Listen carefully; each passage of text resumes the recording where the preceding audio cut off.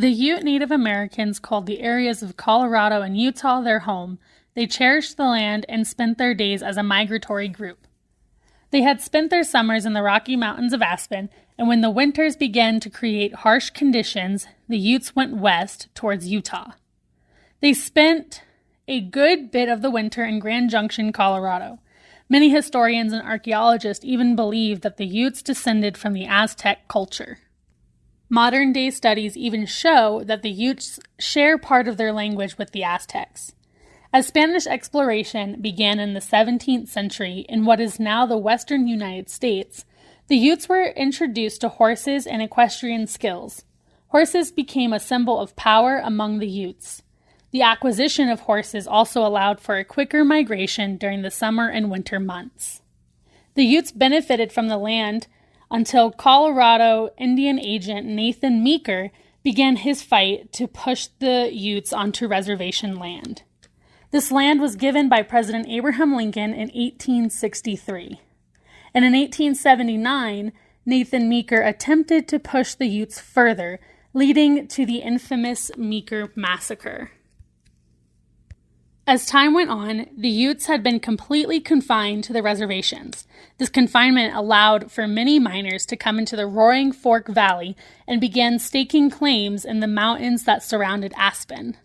The two biggest towns to get their start were Independence and Ashcroft. In the year 1861, the Rocky Mountains experienced their first set of gold rush miners, and on July 4, 1879, Independence struck gold.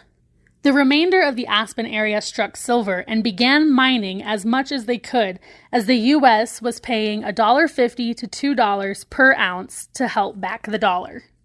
In Ashcroft, the silver boom only lasted from the spring of 1880 until the winter of 1885.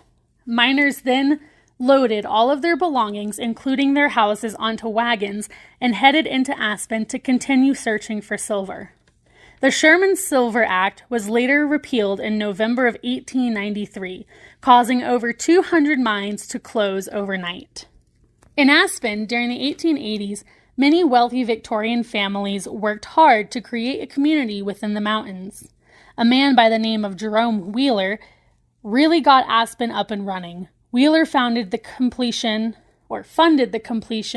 of the Wheeler Opera House and the Hotel Jerome. He even built a house that now operates as the Aspen Historical Society's main museum in Aspen. Aspen eventually enters into the quiet years from 1920 until the 1940s, giving the community practice for when the Great Depression inevitably hit. After World War II, Aspen's skiing industry began to take off, starting with the Highland Bavarian Lodge. Its start began with two distinguished gentlemen, Billy Fisk and Ted Ryan. However, Billy Fisk lied to the British and joined the RAF during World War II. Unfortunately, Billy was shot down over the skies of France, leaving Ted Ryan to complete the lodge on his own.